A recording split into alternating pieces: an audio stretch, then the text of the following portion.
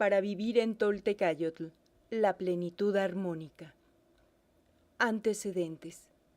El pueblo de este país es parte de la civilización del Anáhuac, una de las 6 más antiguas y con origen autónomo del planeta.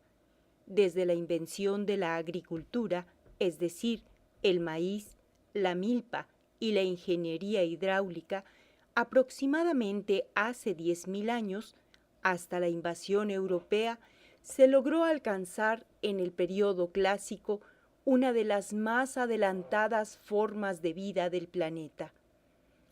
En efecto, la calidad de vida lograda por los anahuacas, que logró su punto más elevado en los primeros siglos de la era común y que, aún en el período decadente del período posclásico, se mantuvo, es decir, que pese a las transgresiones filosóficas religiosas de la Toltecayotl, los invasores españoles vieron en la Ciudad de México Tenochtitlan una de las ciudades más avanzadas en nivel y calidad de vida del mundo antiguo, en el cual la alimentación, la higiene, la educación y la organización comunitaria llegaron a niveles muy altos para todos los miembros de la comunidad, independientemente de su nivel jerárquico, que en ese momento ninguna ciudad de Europa tenía.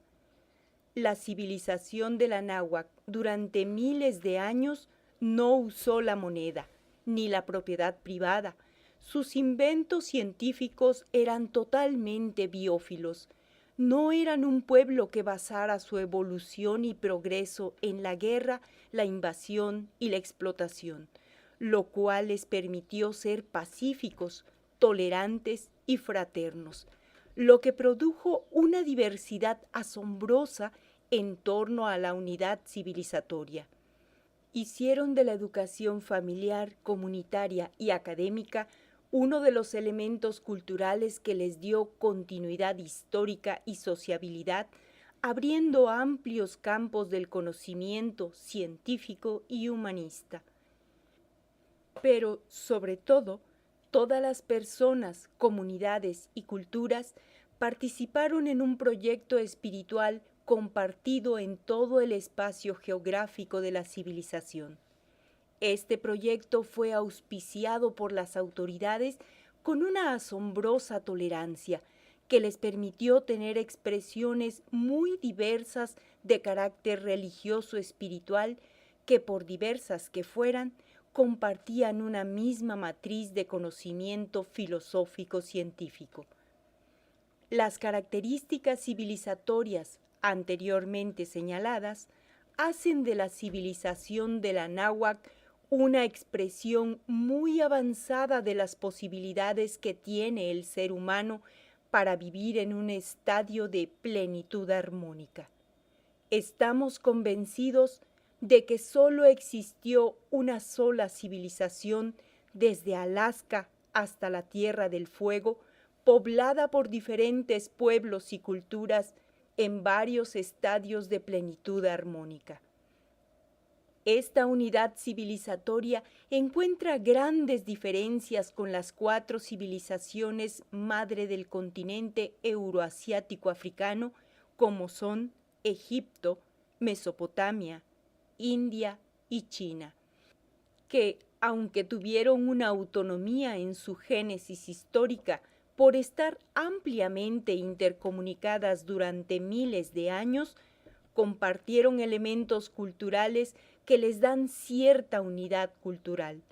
Nos referimos a la guerra, el comercio, la expansión, la dominación como ejes rectores de su evolución, lo que nos permite entender la creación de los imperios, las rutas comerciales y a personajes históricos como Ramsés II en Egipto, Sargón el Grande en Mesopotamia, Chandragupta en Maurya, en la India, o Qin Shi Huang de China, pasando por Gengis Khan de Mongolia, Alejandro el Magno de Macedonia y Julio César de Roma, entre otros.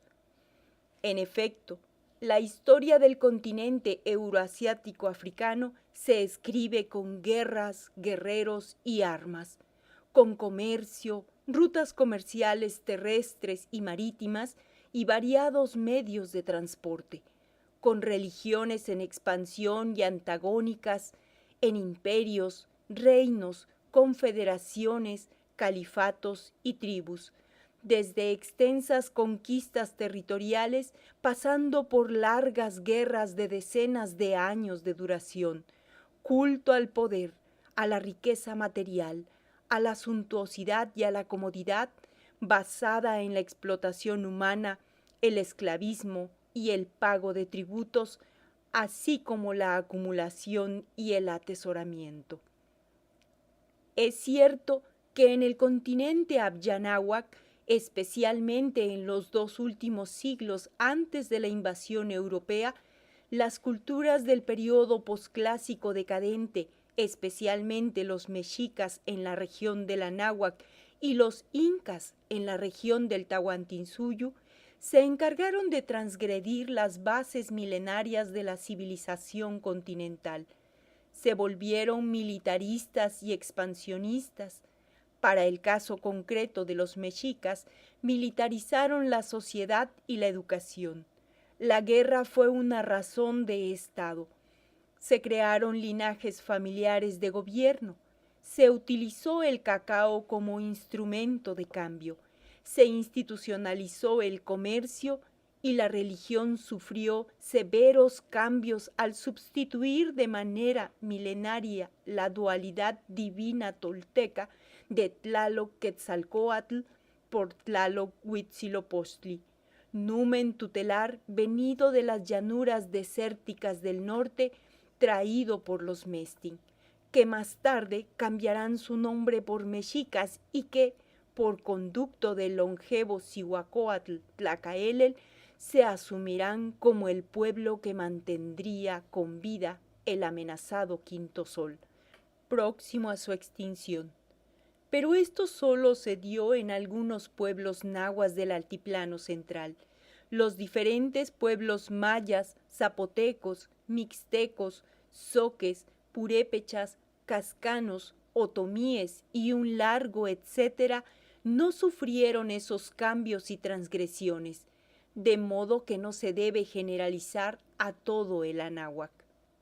Uno de los problemas por los cuales no existe una claridad para comprender en toda su dimensión a la civilización continental del Abyanáhuac, además de la ideología colonial, es que se trata de investigar, conocer y comparar los procesos de desarrollo de nuestro continente con los procesos de desarrollo del continente euroasiático africano.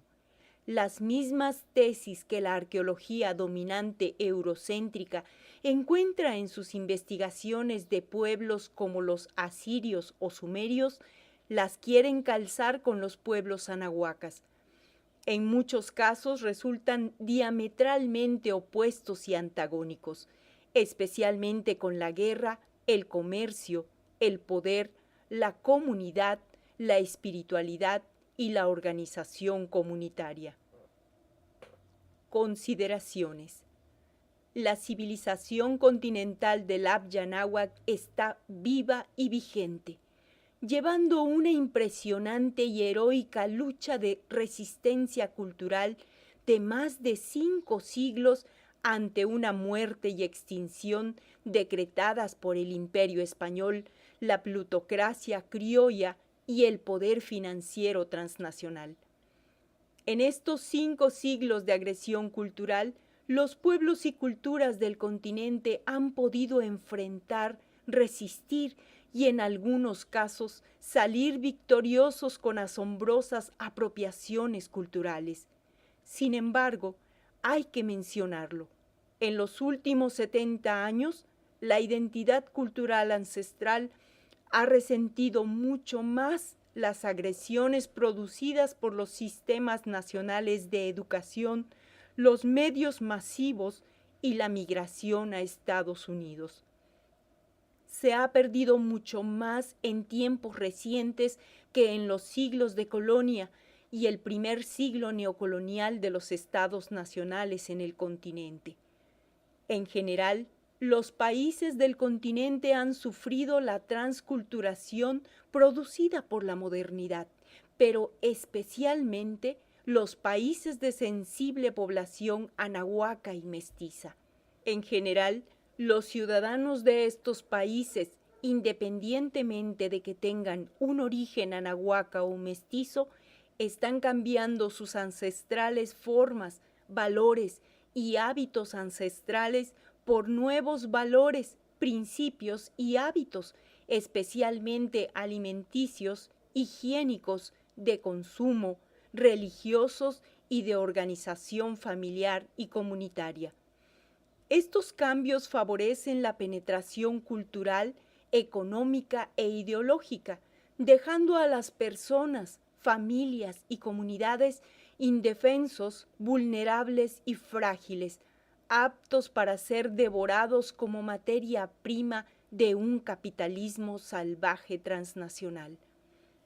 Para detener y contrarrestar los daños culturales propiciados por la modernidad, el neoliberalismo, el consumismo y las empresas extractivas, se requiere activar y reforzar los valores, principios, hábitos, tradiciones y costumbres ancestrales para reintroducirlos en la vida personal, familiar y comunitaria, para que a partir de activar la conciencia y el banco genético de información cultural, la responsabilidad existencial sea el motor de la vida de nuestras comunidades y esté presente en la toma de decisiones personales, familiares y comunitarias. El término desarrollo, usado por la cultura dominante para referirse a la búsqueda de la realización social y que fue tomado de la botánica, nos parece impreciso para referirnos a la realización humana de acuerdo a la filosofía tolteca.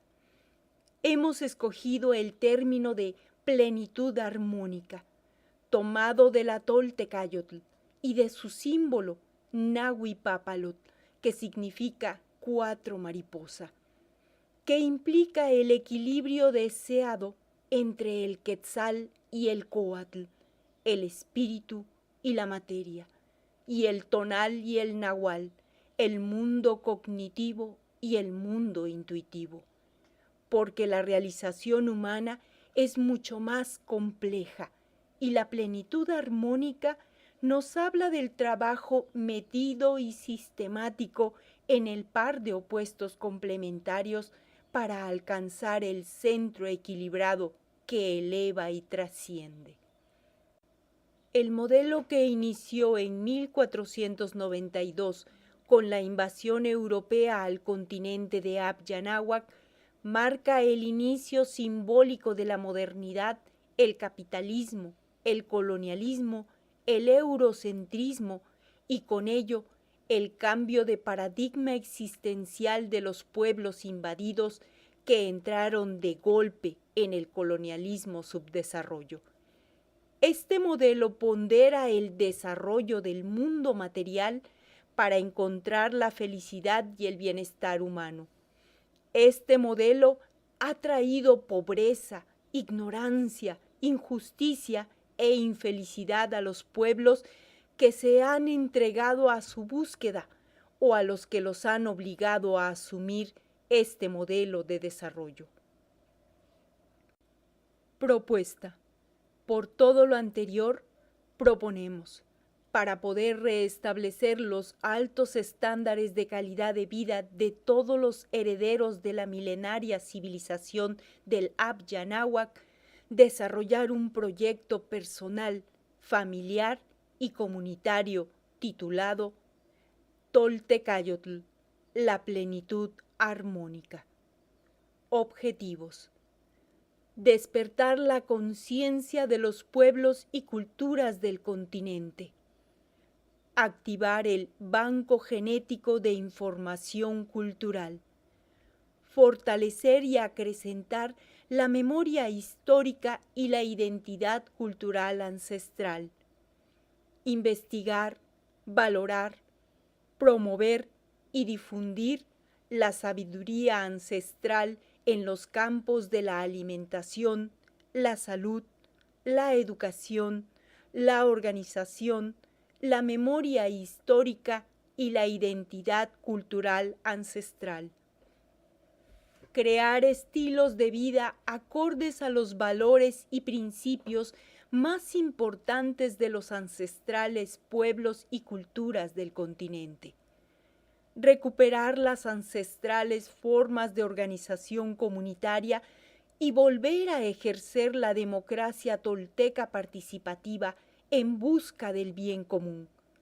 Elevar la calidad de vida de los descendientes culturales de los viejos abuelos a partir de trabajar para lograr la plenitud armónica entre el mundo espiritual y el mundo material, entre el mundo cognitivo y el mundo intuitivo. Restablecer la responsabilidad y la sacralidad existencial. Estrategias. Crear un método de trabajo para que, de manera personal, se empiece lenta y sistemáticamente la recuperación de la sabiduría ancestral, sistematizando los saberes personales, familiares y comunitarios para incorporarlos como nuevos viejos hábitos de vida que propicien mayor energía, salud, armonía y eficiencia en la vida personal, familiar, laboral y comunitaria. Empezar a sustituir lenta y sistemáticamente estructuras coloniales y neocoloniales, valores y principios de vida inmersos en los pensamientos, sentimientos, hábitos y costumbres de la vida cotidiana que hemos asumido o nos los han impuesto, consciente o inconscientemente, que perjudican la salud física, mental, emocional y espiritual, tanto en el orden personal, familiar y comunitario. Retomar los conceptos ancestrales de los guerreros de la muerte florecida y el de la batalla florida, para iniciar una práctica cotidiana.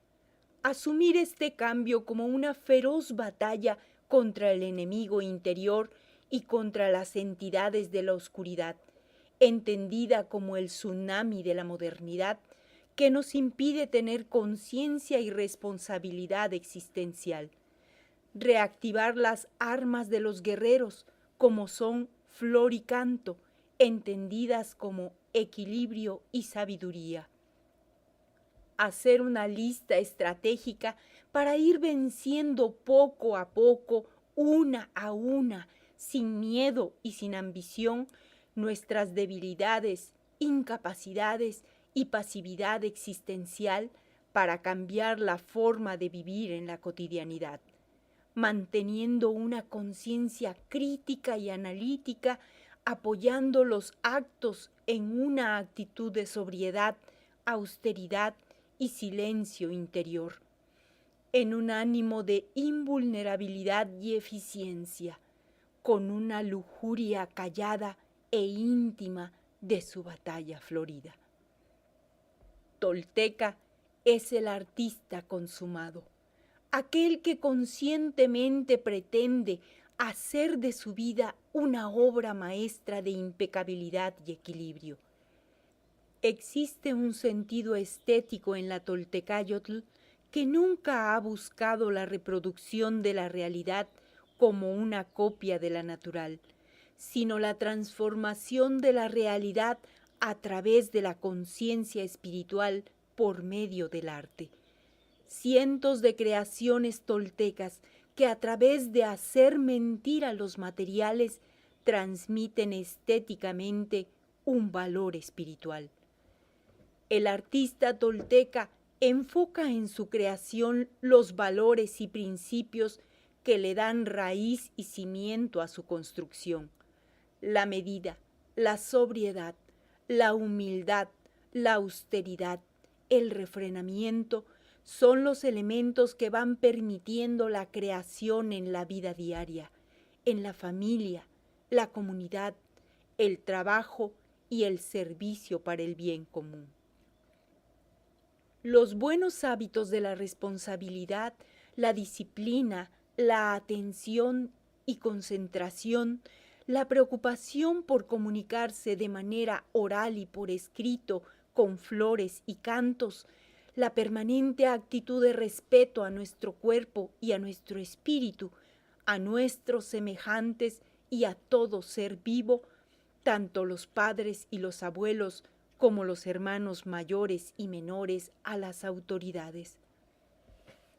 Para llegar a ser un artista tolteca, primero tiene que iniciar por esforzarse por convertirse en la vida diaria en un arte sano, es decir, un ser consciente de sus limitaciones y defectos que está dispuesto a sanear todos los espacios físicos, intelectuales, emocionales y espirituales del vivir. Después de años de mucho trabajo, el arte sano pasa a ser un guerrero de la muerte florecida, dueño de sí mismo, sin que nada le haga falta porque ha aprendido a no desear nada, sin aferrarse a nada y habiendo podido ponerle cerco al necesario pero peligroso ego, inicia la lucha por liberar su conciencia energética de la materia que la contiene. De todos los que lo intenten, muy pocos lo lograrán, pero el sueño humano se mantiene. No hay recetas genéricas. Cada guerrero, cada guerrera hará su propia lista, producto de un riguroso y concienzudo análisis de sus debilidades y errores, vicios y malos hábitos. Empezará de los más insignificantes y fáciles de derrotar y poco a poco, sin ambición de ganar o miedo de perder, irá luchando de batalla en batalla, de menor a mayor, lento pero seguro, venciéndose a sí mismo y sembrando una nueva vieja forma de vivir en plena libertad existencial. Epílogo. Algunas personas se preguntarán, ¿qué hacer ante el derrumbe del mundo en el que vivimos? Realmente es muy difícil responder y más aún implantar un proyecto que salve al mundo. Lo que sí podemos hacer cada uno es salvarnos a nosotros mismos y de esa manera se salva el mundo, porque cada uno forma parte de este mundo. Es mucho más difícil salvarse uno que intentar salvar al mundo, porque esta lucha es totalmente personal, íntima y privada. En esta lucha no se busca recompensas ni reconocimientos. Es una lucha basada en la conciencia y la responsabilidad, una lucha silenciosa e interna. El acto más elevado de nuestra dignidad existencial es la búsqueda de la plenitud en equilibrio, la plenitud armónica. Educayotl Ace.